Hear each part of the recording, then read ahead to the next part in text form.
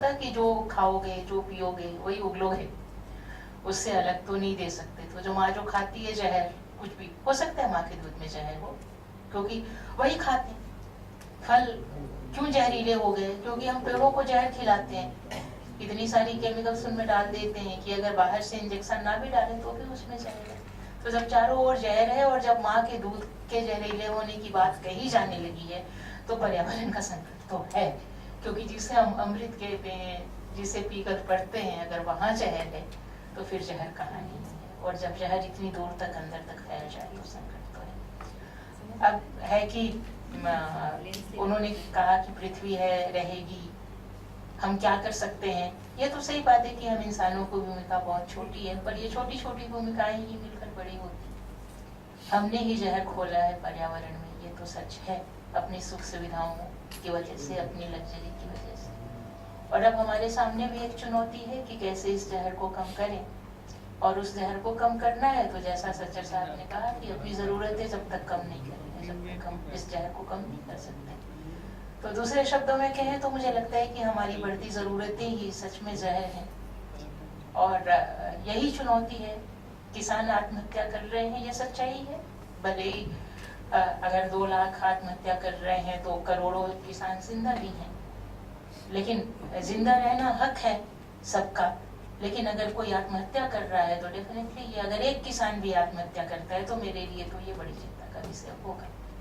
वैसे ही जब दहेज हत्याएं आज भी बहुत हो रही हैं, वो चिंता का विषय तो है। रेप की बात हम करते हैं तो कई लोग कहते हैं क्या सबके साथ रेप हो रहा है? नहीं, ऐसा करते ही नहीं होता, कभी नहीं होगा। लेकिन क्या समाज में जितने रेप हो रहे हैं, हर अभी का जो आंकड़ा है, लेटेस्ट आंकड़ा है, उसके हिसाब से घंटे में 2 तक हम पहुंच गए हैं। देश भर में घंटे में 2 रेप तक पहुंचे हैं।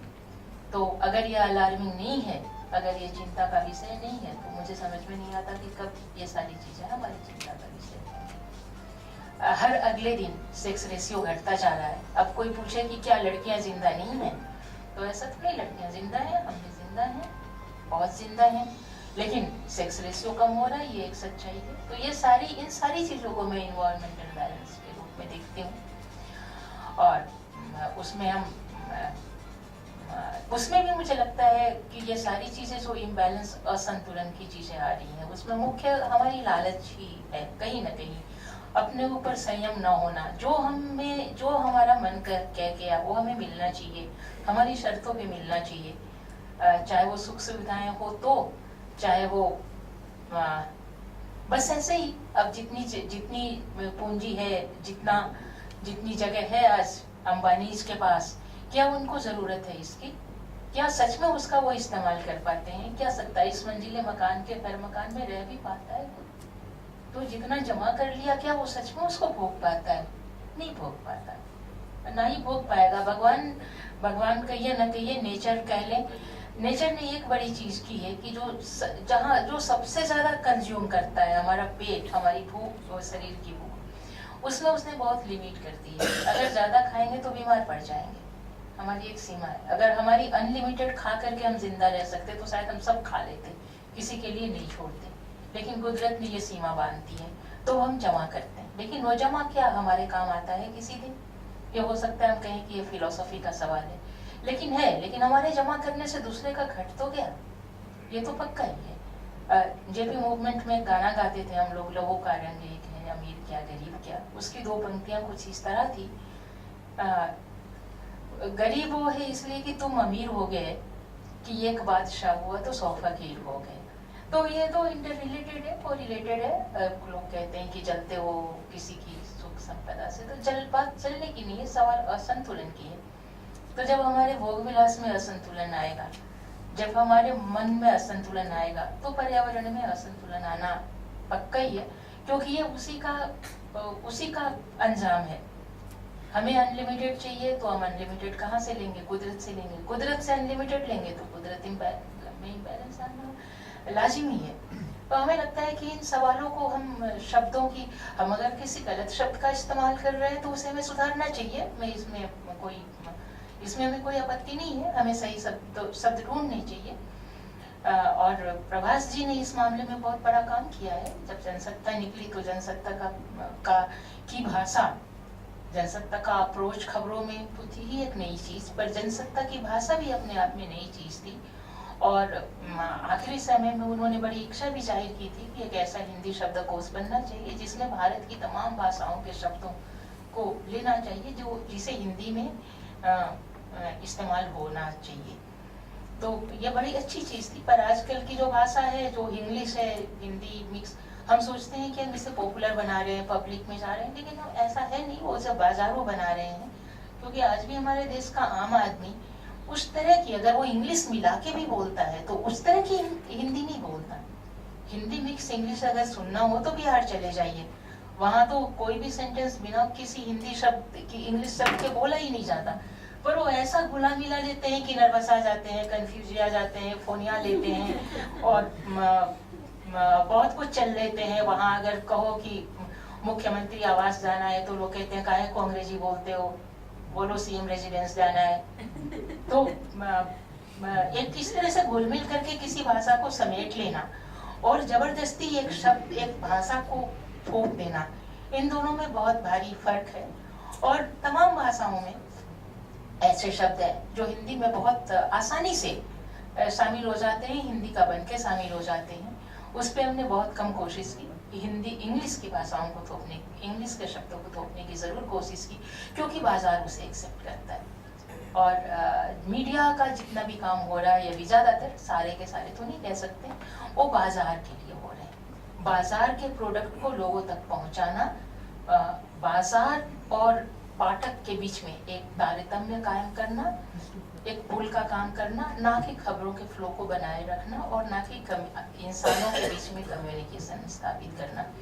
अब मीडिया की बात अलग से करते हुए मुझे कई बार कोफ्त होती है कि हम किस मीडिया की बात कर रहे हैं। हम आम आदमी की मीडिया की बात तो करते नहीं, जिसमें इंसान आज भी अपनी बातों को दूर तक पहुंचा रहा है। उसके तौर तरीके हैं अपने। हम भी बहुत के आंदोलन में थे, तो जब लोगों को जुटाना होता था तो थाली बजाते थे। एक गांव में थाली बजती थी, फिर बाजू के गांव में थाली बजती थी, फिर उसके बाजू के गांव में थाली बजती थी, और इस तरह से घंटे 2 घंटे में लोग इकट्ठे हो जाते थे। वो भी मीडिया है। पर जब हम मीडिया कहते हैं तो बिल्कुल हम सो कॉल्ड ये, उस समय मीडिया, आजकल मीडिया कहना मुझे बेकार लगता है, क्योंकि वो कॉर्पोरेट एक्सटेंशन है, कॉर्पोरेट है। जितनी भी मीडिया है जिसमें हम सब कोई प्रोग्राम करते हैं तो चाहते हैं कि इसमें खबर छपे, इसमें खबर छपे, या इस चैनल में खबरें आए। वो बिल्कुल कॉर्पोरेट है। उनको सूट करता है तो खबर है, उनको सूट नहीं करता है तो वो खबर नहीं है। तो वैसे मुझे लगता है कि इन हालात में अभी हमने इधर कुछ स्टडी की कि जो एडिटोरियल बोर्ड, मैनेजमेंट कमेटी की जो मीटिंगें होती हैं अखबारों की या चैनलों के, उसमें कितने एडिटर, कितने जर्नलिस्ट होते हैं। तो हमें एक भी गवर्निंग बोर्ड नहीं लगा जिसमें एक भी जर्नलिस्ट होता है या एक भी एडिटर होता है। सारे के सारे कॉर्पोरेट उनके मैनेजर और इस तरह के ही लोग होते हैं जिनको मीडिया की कोई जानकारी नहीं। तो वैसे भी मीडिया की क्या बात करें। अब है कि चूंकि लोगों को खरीदना है, लोगों को पढ़ना है, लोगों ने चैनल देखने हैं, इसलिए लोग की बात हम करते रहते हैं, लेकिन सच्चाई ये है कि उसमें लोग हैं नहीं। अब हमारे सामने एक चैलेंज है कि हम ऑल्टरनेट, हाँ, जो इलेक्ट्रॉनिक मीडिया के आ जाने से ई ग्रुप बना लेते हैं, कई तरह के ई मैगजीन आज हैं, वहां आप देखेंगे तो मुझे संभावनाओं का आकाश दिखाई पड़ता है आज की तारीख में मीडिया का। और देश में या विदेश में जितनी भी खबरें, जिसको हम कहते हैं कि खबरें ब्रेक हुई हैं, भले ही ब्रेकिंग न्यूज आजकल तो हमारे हर चैनल में नीचे आता रहता है, पर वो कहीं भी न्यूज उसमें ब्रेक होती है मुझे ऐसा लगता नहीं। लेकिन जितनी भी बड़ी न्यूज इधर के दिनों में आई है, जो न्यूज ब्रेक हुई है, आप देखेंगे कि वो ऑल्टरनेटिव मीडिया से आई है, वो नेट पे आया है। चाहे वो विकीलीक्स हो तो, चाहे अपने यहाँ आई हो तो रतन टाटा की तमाम चीजें उन दिनों जब आ रही थी तो पहले नेट पे वो सारी खबरें आई, उसके बाद मजबूरी में चैनल्स ने उठाए। तो ये आज हमारी नटसेल में जो मुझे समझ में आता है, पर ये इसकी आप शास्त्रीय विवेचना करेंगे तो ये सारी बातें सुनना बेकार है, क्योंकि उस हिसाब से मुझे और भी बहुत सारी बातें तो सच्चर साहब ने कही थी। जब कभी भी होता है कि गरीबी की वजह से पर्यावरण टिकी हुई है, तो मुझे लगता है गरीब हो जाने जैसा आसान काम तो दूसरा है नहीं। फिर गरीब हो जाए, पर्यावरण बच जाएगी। पर ये सारी बातें हो सकता है कि सही भी हों, मुझे ना समझ में आई हूँ, इसलिए अगर मैंने कोई एडवर्स टिप्पणी की हो तो मैं उसके लिए माफी चाहूंगी। पर मेरी जो समझ है, साधारण सी समझ, उस समझ के हिसाब से मैंने अपनी बातें की। और कुछ भी बहुत सारी बातें दिमाग में थी, लेकिन चूंकि मुझे जाना है और बोल के भाग जाओ ये बहुत बुरा लगता है मुझे इसलिए मैं अपनी बात यहाँ खत्म करती हूँ। बहुत शुक्रिया आपका। बहुत धन्यवाद। साथियों, और कोई साथी हैं जो अभी कुछ कहना चाहें समय की सीमा को देखते हुए? अगर कुछ कहेंगे तो एक चीज आशा पे जो अभी मणिमाला जी ने कही जी, थोड़ा छोटी सी, इधर आ जाइए माइक पे। यहीं बैठो, इतने लोग हैं नहीं, माइक की जरूरत। माइक अच्छा रहता है, अच्छा रहेगा जी। अभी कुछ बहुत अच्छे शब्दों का इस्तेमाल किया मणिमाला जी ने। आप अगर ध्यान से देंगे तो वो उनने जिस तरह से भाषण दिया उसमें वो इम्पैक्ट वर्ड्स थे, और इम्पैक्ट वर्ड्स जो थे वो संज्ञा से क्रियाएं बनाई हुई थी। कंफ्यूजा दिया, कंफ्यूज संज्ञा है, कंफ्यूज जाना क्रिया है। आप पाएंगे ज्यादातर लोग जो पर्यावरण संकट की बात करते हैं वो ये नहीं करते। अगर हम यही कर लें, अगर हम संज्ञा से क्रियाएं बना लें, तो हमें जो कहना है वो ज्यादा साफ तरीके से समझा पाएंगे। क्योंकि आप अगर पिछले 100 साल की मुझे नहीं पता जो आपको अंदाजा है कि न्यूज राइटिंग का फॉर्मेट कैसे बना था, वो टेलीग्राफ की वजह से बना था। जब वर्ड्स पे लिमिट चालू हुई तब लोगों ने अच्छा लिखना सीखा और कम शब्दों में ज्यादा कहना सीखा। पिछले 100 साल में अंग्रेजी का स्वरूप अमेरिका में बदला गया है, और वो अंग्रेजी ज्यादा सीधे लिखने वाली है, और उसको बदलने वाले पत्रकार हैं और एडवर्टाइजिंग के लोग हैं, जो कोशिश ये करते हैं कि संज्ञा से क्रियाएं बनाई जाए। तो जैसा जिन शब्दों का मणिमाला जी ने उपयोग किया, उनको धन्यवाद देते हुए मैं कहूंगा, अगर हमने ऐसा ही कर लिया तो हम ज्यादा साफ अपनी बात कह पाएंगे। चलिए, बहुत शुक्रिया। आपने मणि जी को एक मास्टर ट्रेनर जो है एनवायरमेंट इशू के ऊपर मिल गया। जी मैडम, बहुत ही ब्रीफ में दो नाम बताएं अगर। मेरा नाम रचना है, ji. Public awareness on GM food से, और आशा को भी बिलोंग करते हैं, और कभी कभी डी सेक्टर और एक वेबसाइट है उसके लिए लिखते हैं। 3 टिप्पणियां करना चाहूँगी। एक तो ये है कि नैतिकता और भौतिकता और मीडिया का क्या रिलेशनशिप है, ये हमें समझने की ज़रूरत है। मन में हम सब कहीं जानते हैं कि सही क्या है और गलत क्या है, तो क्या हम गलत चीज़ को उसी कन्विक्शन से कह पाते हैं? ये मेरा एक प्रश्न है। दूसरा प्रश्न ये है कि क्या जर्नलिस्ट का काम सिर्फ इश्यूज को रेज करना है, या उनके सोल्यूशन में भी वो किसी तरह से सहयोग कर सकते हैं? उनके पास फैक्ट्स हैं, उनके पास इंफॉर्मेशन हैं, उनके पास एक्सपर्ट रिपोर्ट्स हैं, एडवाइस कलेक्ट कर सकते हैं वो, तो क्या उनका यह रोल भी हो सकता है? और तीसरा मेरा प्रश्न ये है कि पर्सनल ओपिनियंस और बायसेस को हम किस तरह से अपने लेखन से अलग कर पाते हैं, ये कर सकते हैं? वो मुश्किल लगता है मुझे काफ़ी। हम बोलते हैं कि पर्सनल ओपिनियन नहीं आने चाहिए जो हम लिख रहे हैं उसमें, पर कहीं ना कहीं वो सीप इन कर जाता है। Telegraphic communication. जी, तो आपने खैर सवाल रखें, इस पे कोई अगर साथी रिस्पॉन्ड करना चाहेंगे तो अच्छी बात है, नहीं तो जब समअप करेंगे विजय प्रताप जी। असल में प्रभाष जी ने इसके ऊपर बहुत काम किया, लिखा भी, और इसलिए वो अपने आप में जवाब है उनका लेखन। लेकिन और कोई साथी अगर कुछ बोलना चाहें? जी, इधर साहिबगंज में कुछ नाम बोल के कहिए तो। मेरा नाम ऐसे आजाद है। साहिबगंज में एक पहाड़ी जनजाति के लोग रहते हैं, मैं वहाँ गया था कुछ साल पहले। तो मैंने देखा एक पहाड़ी पे वो लोग खेती, मैंने कहा यहाँ पहले खेती की थी आप लोगों ने, यहाँ खेती क्यों नहीं की दोबारा? बोले नहीं, यहाँ पिछले साल की थी, अब इस साल नहीं करेंगे, अब अगले साल फिर दोबारा करेंगे यहाँ। और हम लोग, मणिमाला जी शायद, मुझे जो उनकी बात से लग रहा था कि वो वहीं उसी इलाके से बिलोंग करती है, बॉर्डर में, वो सभ्य हैं। और हम लोग में ये बाजार पैदा करने वाले लोग, वो लोगों के लिए प्रयोग होना चाहिए। सिर्फ जिन लोगों ने वो गलती की नहीं उनको वो उसकी सजा दे दें, और हम लोगों में उनको भी शामिल कर लें, ये ठीक नहीं है। भाषाएं और किताबें और ये जो तथाकथित मीडिया है, मैं गांव में, मैं खड़ी बोली क्षेत्र का से आने वाला व्यक्ति हूँ। मैं जब छोटा था एक गीत हमारी माताएं बहनें गाती थी, टेलीकोट चाल गया दुनिया का नाश करने।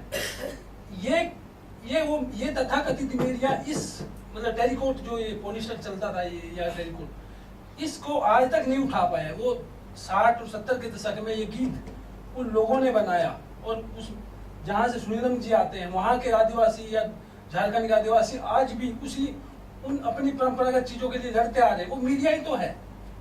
और वो जो तथाकथित ये भाषा है, ये किताबी भाषा है जो इन कॉर्पोरेट घरानों ने या इन यूनिवर्सिटियों ने बनाई है, इसके वो मोहताज कभी नहीं हुए। और उस कल्चर को सदियों से, उन चीजों को आज भी आप किसी गांव में किसी बस्ती में जाकर के पूछ लीजिए कि जब आपको चोट लग जाए तो दवाई क्या है, वो ये तथाकथित जो फैक्ट्री से निकले डॉक्टर है इनके पास जाने की जरूरत नहीं बताएंगे।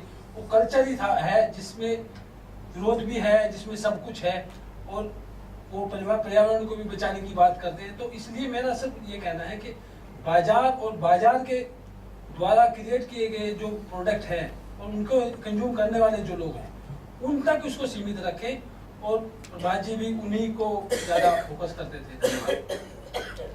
ये देवदत्त जी एक सवाल था, जर्नलिज्म को इशू तो उठाना है, माइक जर्नलिज्म को इशूज उठाना है और उनको सोल्यूशन भी देना है। जर्नलिज्म की कंस्ट्रक्टिव जर्नलिज्म कंस्ट्रक्टिव जर्नलिज्म और सोल्यूशन देना दो अलग चीज़ें हैं। कंस्ट्रक्टिव जर्नलिज्म का एक अपनी विधा है, उसकी अपनी एक लिमिटेशंस हैं। जो सवाल उठाता है और जो सवाल पेश करता है, जर्नलिज्म सवाल नहीं उठाता है, जर्नलिज्म जो सवाल उठाए गए हैं उनको पेश करता है, और जो सोल्यूशन दिए गए हैं उनको पेश करता है। जर्नलिज्म ऐसे system of communication has nothing to do with solution and prescription. थोड़ा सा जी, ये जो लेखन में ऑब्जेक्टिविटी ना होना और ये ना होना, ये ऑब्जेक्टिविटी जो है ना बहुत ही डेंजरस चीज़ है। दुनिया में कुछ भी वैल्यू फ्री नहीं होता है। फिर जर्नलिस्ट अपना कितना ओपिनियन दे पाएगा, जहाँ कॉर्पोरेट सेक्टर खरीद रखा है, आप रिलायंस के खिलाफ लिख नहीं सकते। इसलिए इस इल्यूजन में रहना नहीं चाहिए कि जर्नलिस्ट, एक अच्छा जर्नलिस्ट बहुत कुछ कर लेगा। जी जी हाँ, अपनी बात करेंगे। जी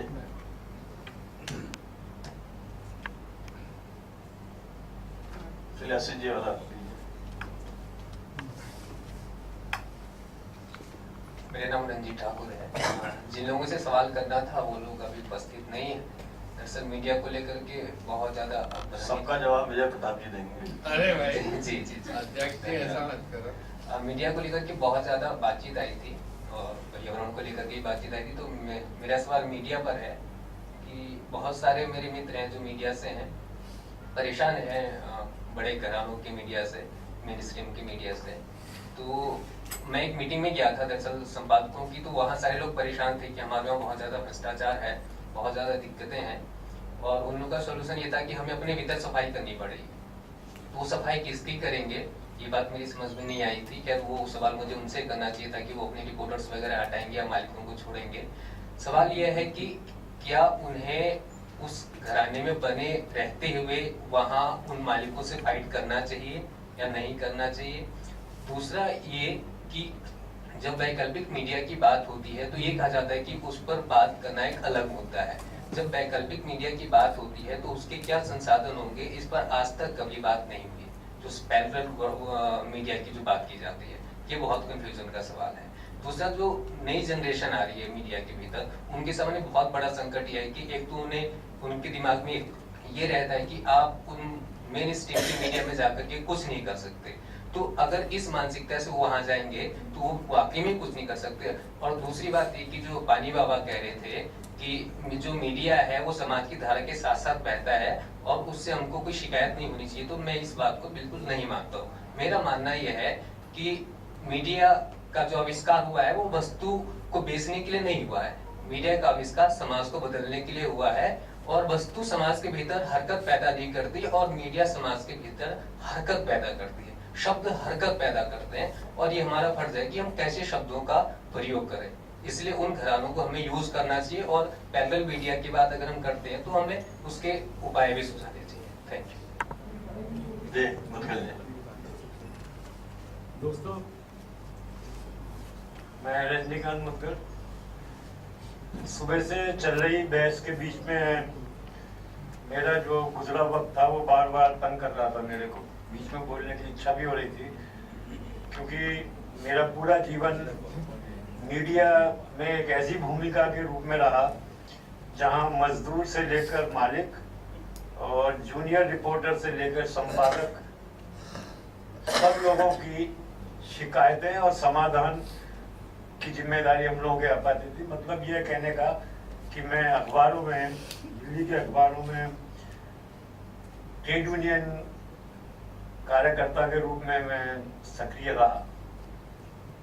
उस सारे में जितना हम लोग मीडिया के बारे में यहाँ बात कर रहे हैं, उसकी जितना वहाँ नंगा रूप, विभत्स रूप और अच्छे से अच्छा स्वरूप भी जो वहाँ देखने को मिलता था, उसमें ऐसा कहीं भी नहीं था। जैसे समाज के दूसरे वर्गों में आपको सब तरह के लोग मिलेंगे, वैसा ही मीडिया में भी रहता है।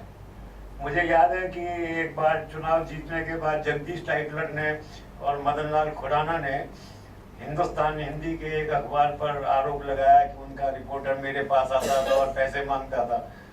उधर खुराना जी ने आरोप लगाया कि संध्या टाइम्स के एक रिपोर्टर आता था, और ये काफी पुरानी बात है जब पेड न्यूज की बात शुरू भी नहीं हुई थी। तो उस जमाने में भी ऐसा होता था। कुछ लोग मर गए थे शराब पी करके विंडो रोड की झुग्गियों में, मेरे ख्याल से 72-73 की बात है ये। तो उसके लिए हिंदुस्तान टाइम्स के एम्प्लॉइज ने कुछ चंदा इकट्ठा किया और अपने एक चीफ रिपोर्टर को दे दिया कि साहब इसको लेकर के और संपादक से बात करके कोच बना दीजिए ताकि और भी पैसा आए, उन लोगों के परिवारों को जा सके। तो उस पैसे की दारू पी ली गई। तो और कहा गया कि सारे दारू पीने वालों के लिए तुमने चंदा किया था, तो हम लोगों ने भी दारू पी ली। तो इस तरह के, मैं नाम नहीं ले रहा हूँ किसी का, तो इस तरह की समस्याएं तब भी आती रहती थी। और संपादक हम लोगों को बुला बुला कर रिपोर्टरों की शिकायत करते रहते थे। रिपोर्टर और बाकी जो सबऑर्डिनेट स्टाफ होता है वो संपादक की शिकायत करता रहता है। लेकिन मेरी समझ में एक बात आई है कि अल्टीमेटली हमें ये देखना चाहिए कि वो भी जो मीडिया में काम कर रहा है, जर्नलिस्ट है, वो नौकरी कर रहा है। इस बात को जो गाली देते हैं जर्नलिस्टों को, वो इस बात को भूल जाते हैं गाली देते वक्त कि वो नौकरी कर रहा है।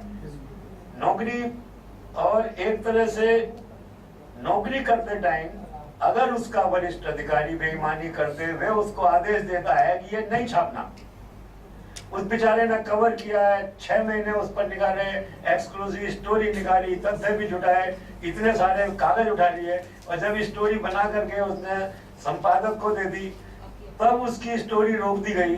और गाली अल्टीमेटली उसने, मैंने भी गाली दी है अपने साथी पत्रकार को कि मैंने उसे बहुत सारी स्टोरी ऐसी बनवाई वो नहीं छपी, तो उसने कह दिया चीफ रिपोर्टर नहीं मानना। तो मैंने चीफ रिपोर्टर को भी गाली बकी, उसने कहा मेरा संपादक नहीं मानना, उससे बात कर ले। तो संपादक के पास भी हम लोग गए, क्योंकि थोड़ा सा हम लोगों की अप्रोच ओपन रहती थी। संपादक कहता है यार मैं क्या करूँ, वो बिरला जी के यहाँ तो फोन करवा दिया उसने, ये फूड सप्लाई का मामले की गड़बड़ थी। तो ये सारी बातें, अकेले पत्रकार को ही दोष नहीं दिया जा सकता। लेकिन ये बात मुझे बहुत अच्छी लगी है देवदत्त जी की, जो उन्होंने एक प्रश्न उठाया, किसी को बुरा भी लगा होगा, कि जीवन शैली पर कंट्रोल अगर पत्रकार रखेगा तो निश्चित रूप से वो अपनी ड्यूटी को बेहतर तरीके से कर पाएगा। क्योंकि एक उसमें मानना पड़ेगा कि पत्रकारिता में, और उसमें अंतर तो रखना ही होगा दूसरी नौकरियों में। आप अपने को जितना स्वच्छ रख सकते हैं, जितना ईमानदारी से काम कर सकते हैं, तो आप बेहतर जर्नलिस्ट होंगे। और कोई भी पत्रकार मेरे ख्याल से बाद में एक स्थिति में पैसा बहुत होता है, शुरू की वर्किंग में वो पैसे से ज्यादा नाम को महत्व देता है। धन्यवाद। और कोई साथी? चलिए हम लोग एक बिंदु पे बात करूंगा। देवदत्त जी ने ये बात रखी थी, जो रचना जी ने बात उठाई थी कि क्या जर्नलिस्ट जो है, क्या वो एक्टिविस्ट हो सकता है या नहीं हो सकता है, या समाज को बदल सकता है या नहीं बदल सकता है। मैं ये समझता हूँ कि ये एक टीम वर्क का प्रश्न है। अगर हम इतिहास में देखें और हम देखते हैं राजा राम मोहन राय, उन्होंने अपनी भाभी को जलते हुए देखा और सती प्रथा को लाने में भी उनको 19 साल लगे। तो अब जो प्रभात जोशी जी का, जैसे मैं उनको 7 साल पहले मिला था, उनका जो सोचना है कि जर्नलिस्ट जो है वो एक तरह से गुरिल्ला वारफेयर करता है, एक विचार को छोड़ देगा, उसके साथ साथ वहाँ मोहल्ले के एक्टिविस्ट इकट्ठे हो सकते हैं और वो स्पीड अप कर सकते हैं कि जो मामला 19 साल बाद आया और अंग्रेज सरकार जागी और सती प्रथा की बात आई और साथ में लोकल लोग भी जागे, उस हिसाब से एक नया समाज में तरीका निकाला जा सकता है जिसमें एक जर्नलिस्ट एक्टिविस्ट भी हो सकता है। जी सोशल रिफॉर्म्स हुए माइक ऑन। मेरी जानकारी में जितने सोशल रिफॉर्मर्स हुए हैं वो जर्नलिस्ट नहीं थे, उन्होंने जर्नलिज्म का इस्तेमाल किया है अपनी बात को बढ़ाने के लिए। तो इसलिए इसको अलग मान करके ही हम चल सकते हैं। एक सोशल रिफॉर्मर जर्नलिज्म कर सकता है, गांधी जी ने जर्नलिज्म का इस्तेमाल किया है, वो सोशल रिफॉर्म, लेकिन वो जर्नलिस्ट कहे जाते हैं, वो जर्नलिस्ट नहीं थे, वो सोशल रिफॉर्मर थे, सोशल एक्टिविस्ट। लेकिन वो 19 साल में बीच हो सकता है, बीच हो सकता है कि बात खत्म कर रहा हूँ कि जर्नलिज्म का अपना एक दायरा है, वो सोशल रिफॉर्मर्स का अपना दायरा है। जर्नलिज्म सोशल रिफॉर्म कर सकता है, वो अपने दायरे में, लेकिन सोशल रिफॉर्मर्स जर्नलिज्म का इस्तेमाल करते हैं, वो जर्नलिस्ट नहीं होते। और मैं सिर्फ सोशल रिफॉर्म्स की बात नहीं कर रही हूँ, मैं कह रही हूँ ऑब्जेक्टिव सॉल्यूशंस तो प्रस्तुत कर सकते हैं।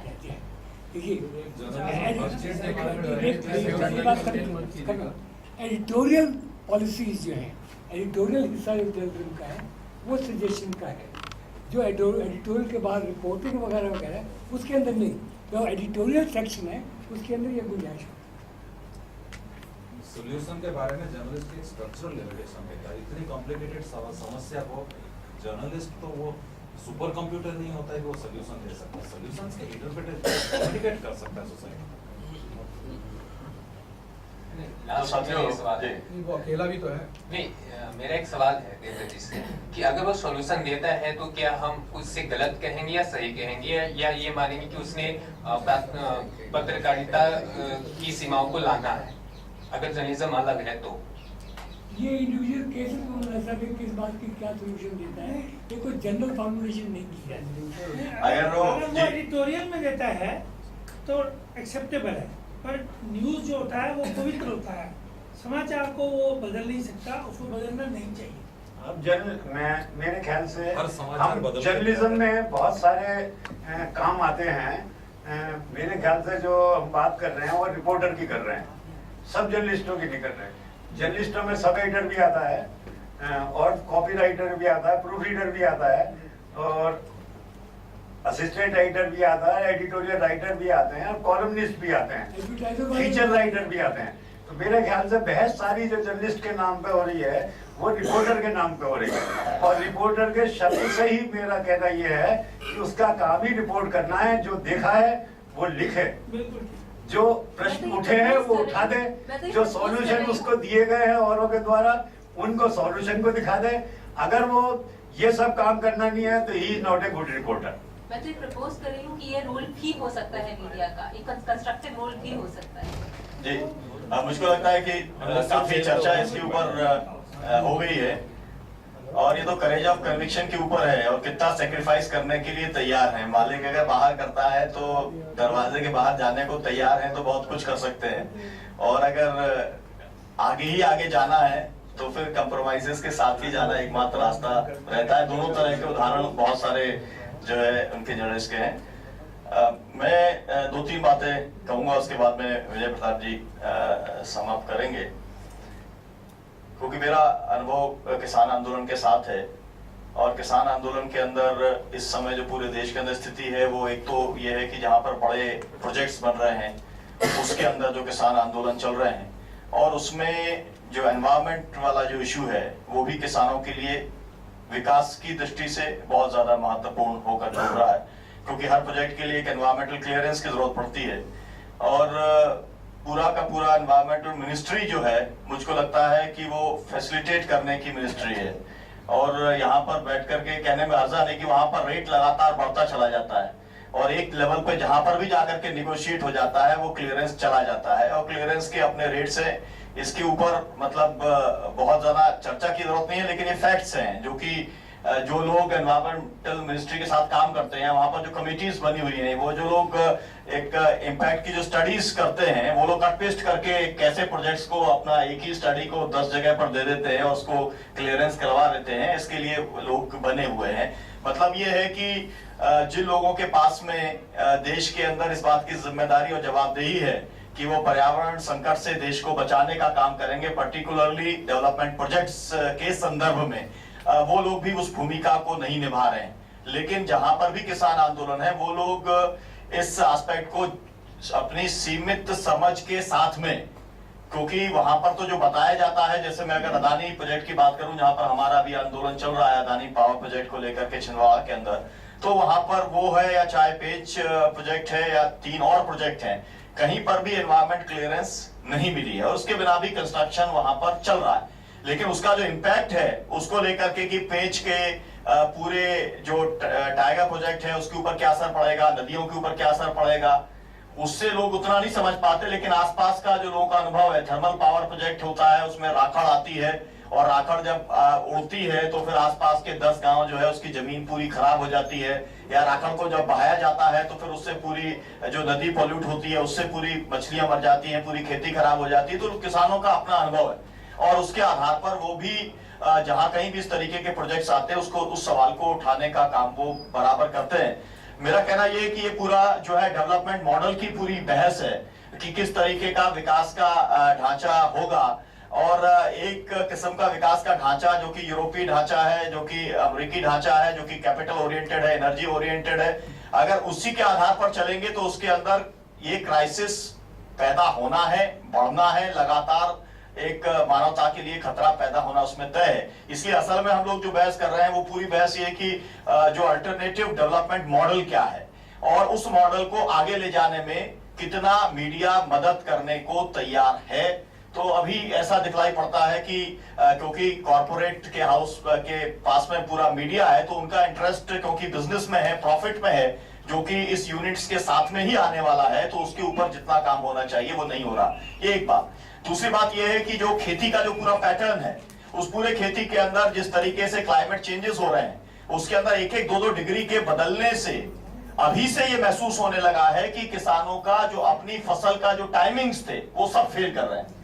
उसके अंदर जब बरसात होती थी, जब उस समय जब बोनी करनी पड़ती थी, मतलब टाइमिंग्स के साथ में उसका उत्पादन के ऊपर भी असर पड़ रहा है और पूरे के पूरे पैटर्न के ऊपर असर पड़ रहा है। और इस बात को लगभग हर जगह का जो भी किसान है, जो खेती किसानी करने वाला है, हर व्यक्ति इसको भुगत रहा है। उसे महसूस हो रहा है कि क्लाइमेट चेंज का क्या, जलवायु परिवर्तन का उसके खुद की खेती के ऊपर क्या असर पड़ रहा है। इसके साथ साथ में जो पर्यावरण का संकट, चाहे बहुत ज्यादा पेस्टिसाइड के इस्तेमाल से हो, खाद के इस्तेमाल से हो, ये जो एक है ये भी अब एकदम सामने आने लगा है कि अगर भटिंडा से कोई कैंसर ट्रेन के नाम से ही अगर ट्रेन चलने लग जाए, इतना ज्यादा पंजाब के अंदर रसायन का और कीटनाशक का इस्तेमाल हुआ कि बड़े भर चौथा 5वां परिवार जो है वो कैंसर से पीड़ित हो गया, तो ये एक पूरा का पूरा पर्यावरण और स्वास्थ्य पूरे के पूरे उसके ऊपर असर पड़ रहा है और खेती इससे बहुत बड़े पैमाने पर प्रभावित हो रही है। और इसलिए इंडस्ट्रियल खेती की जगह पर खाद और पेस्टिसाइड की खेती के ऊपर जो पूरा आधारित मॉडल है उसकी जगह पर एक वैकल्पिक जैविक खेती का मॉडल जो है उसको आगे बढ़ाने की जरूरत है। उसमें हालांकि सरकारें भी अब कुछ काम कर रही हैं, लेकिन वो भी एक अभी तक केवल सिंबॉलिक ही काम उसमें चल रहा है। मेन स्ट्रीम मीडिया का कोई बहुत बड़ा सपोर्ट, अल्टरनेटिव ऐसे जो खेती के अंदर प्रयोग हो रहे हैं उसके लिए भी बहुत ज्यादा मिलता नहीं है।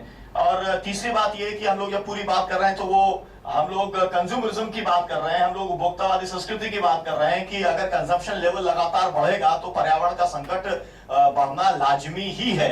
ये उसके अंदर इनहेरेंट है, उसके अंदर ये बात छुपी हुई है।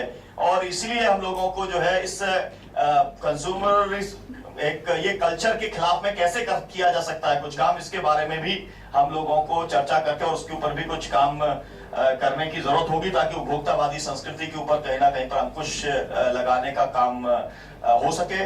प्रभाष जी का जो बड़ा योगदान है कि उन्होंने एक जर्नलिस्ट होने के बाद, एडिटर होने के बाद में उन्होंने पूरे इकोनॉमिक्स के सवाल को, जो कि सबसे ज्यादा कठिन सवाल माना जाता है आमतौर पर, बहुत सरल भाषा में बाजारवाद के खिलाफ में उन्होंने लड़ाई को बहुत नीचे तक पहुंचाया।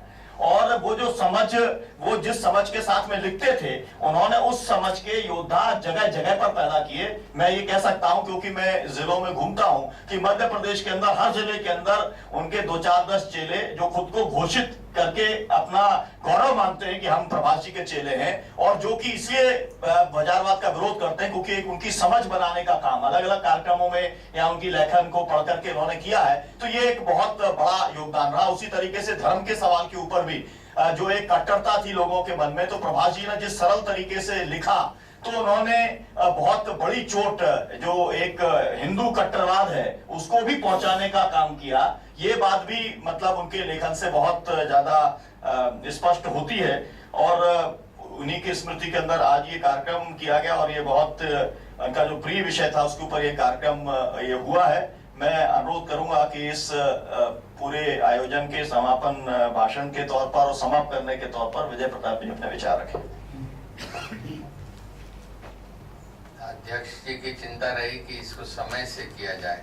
अपन ने अपने लिए 3 बजे तक का समय सोचा था, और अगर सुबह जो 15 मिनट देर से शुरू किया तो उसके हिसाब से भी हम लगभग आधा घंटा ऊपर चले गए हैं। और सुबह से अब तक इतने विचार आए हैं कि उन पे एक मंथन चल रहा है। तो जैसे खाना और व्यायाम एक साथ नहीं हो सकता, उसी तरह से सुने हुए श्रेष्ठ विचारों को हजम करना, आत्मसात करना और अपनी बात कहना दोनों एक साथ नहीं हो सकते हैं।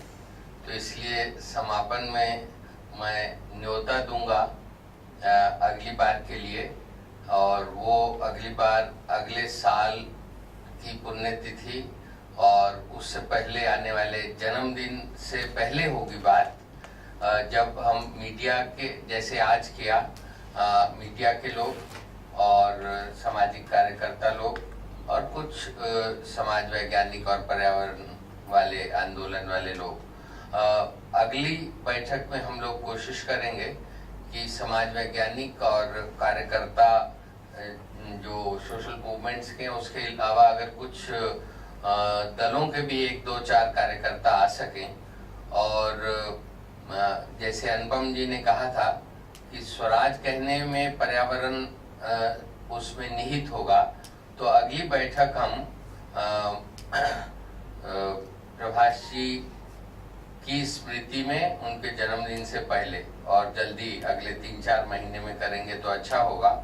और उसमें जो स्वराज के अलग अलग आयाम हो सकते हैं उनको संज्ञा दिए बगैर, लेकिन हर बार चूंकि ये भाषा की सीमा है और समय की भी सीमा है कि एक बार एक विषय पे भी एक बैठक में गहराई पे जाना मुश्किल होता है।